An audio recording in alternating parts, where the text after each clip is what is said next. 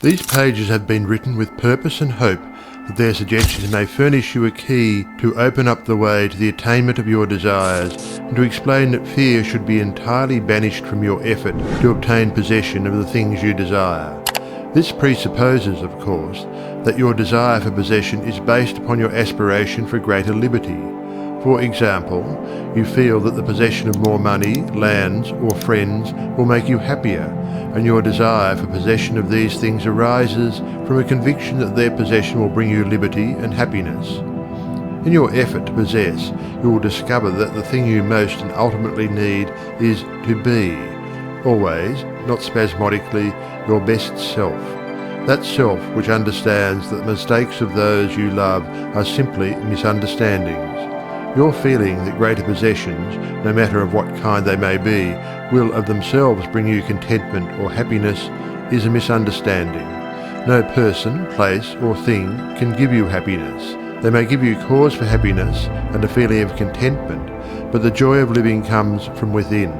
Therefore, it is here recommended, rather than otherwise, that you should make the effort to obtain the things which you feel will bring you joy, provided, as previously stated, that your desires are in accord with the joy of living. It is also desired in this volume to suggest the possibilities in store for all who make persistent effort to understand the law of visualization and make practical application of this knowledge on whatever plane he or she may be. The word effort, as here employed, is not intended to convey the idea of strain. All study and meditation should be without strain or tension. It has been my endeavour to show that by starting at the beginning of the creative action, or the mental picture, certain corresponding results are sure to follow. While the laws of the universe cannot be altered, they can be made to work under specific conditions, thereby producing results for individual advancement which cannot be obtained under the spontaneous working of the law provided by nature. However far the suggestions I have given you of the possibilities in store for you through visualizing may carry you beyond your past experience, they nowhere break the continuity of the law of cause and effect. If, through the suggestions given here, anyone is brought to realize that their mind is a center through and in which all power there is in operation, simply waiting to be given direction in the one and only way through which it can take specific action, and this means reaction in concrete or physical form, try to remember that the picture you think, feel and see is reflected into the universal mind, and by the natural law of reciprocal action must return to you in either spiritual or physical form. Knowledge of this law of reciprocal action between the individual and the universal mind opens to you free access to all you may wish to possess or to be. It must be steadfastly borne in mind that all this can only be true for the individual who recognizes that they derive their power to make an abiding mental picture from the all-originating universal spirit of life, God, and can be used constructively only so long as it is employed and retained in harmony with the nature of the spirit which originated it. To ensure this, there must be no inversion of the thought of the individual regarding their relationship to this universal originating spirit, which is that of a son or daughter, through which the parent mind acts and reacts. Thus conditioned, whatever you think and feel yourself to be, the creative spirit of life is bound to faithfully reproduce in a corresponding reaction. This is the great reason for picturing yourself and your affairs as you wish them to be as existing facts, though invisible to the physical eye, and live in your picture. An honest endeavour to do this, always recognizing that your own mind is a projection of the originating spirit, will prove to you that the best there is yours in all your ways. The exercise of the visualizing faculty keeps your mind in order and attracts to you the things you need to make life more enjoyable in an orderly way. If you train yourself in practice of deliberately picturing your desire and carefully examining it, you will soon find that your thought and desires come and proceed in more orderly procession than ever before. Having reached a state of ordered mentality, you are no longer in a constant state of mental hurry. Hurry is fear, and consequently destructive.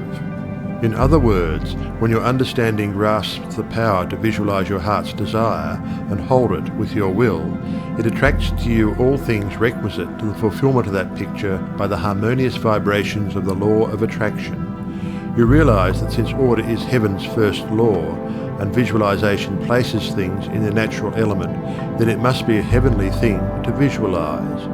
Everyone visualizes, whether they know it or not. Visualizing is the great secret of success. The conscious use of this great power attracts to you greatly multiplied resources, intensifies your wisdom, and enables you to make use of advantages which you formerly failed to recognize. We now fly through the air, not because anyone has been able to change the laws of nature, but because the inventor of the flying machine learned how to apply nature's laws, and by making orderly use of them produced the desired result. So far as natural forces are concerned, nothing has changed since the beginning. There were no airplanes in the year one, because those of that generation could not conceive the idea as a practical working possibility. It has not yet been done, was the argument, and it cannot be done. Yet the laws and materials for practical flying machines existed then as now. With such an example before you, can you not realize that still greater secrets may be disclosed? Also, that you hold the key within yourself with which to unlock the secret chamber that contains your heart's desire. All that is necessary in order that you may use this key and make your life exactly what you wish it to be is a careful inquiry into the unseen causes which stand back of every external and visible condition. Then bring these unseen causes into harmony with your conception, and you will find that you can make practical working realities of possibilities which at present seem but fantastic dreams. We all know that the balloon was the forefather of the airplane, but the Wright brothers, who experimented in the latter part of the 19th century, realized the possibility of travelling through the air in a machine that had no gas bag. They saw themselves enjoying this mode of transportation with great facility. It is said that one of the brothers would tell the other, when their varied experiments did not turn out as they expected, "It's all right, brother. I can see myself riding in that machine, and it travels easily and steadily." Those Wright brothers knew what they wanted and kept their pictures constantly before them. In visualizing, or making a mental picture, you are not endeavoring to change the laws of nature. You are fulfilling them.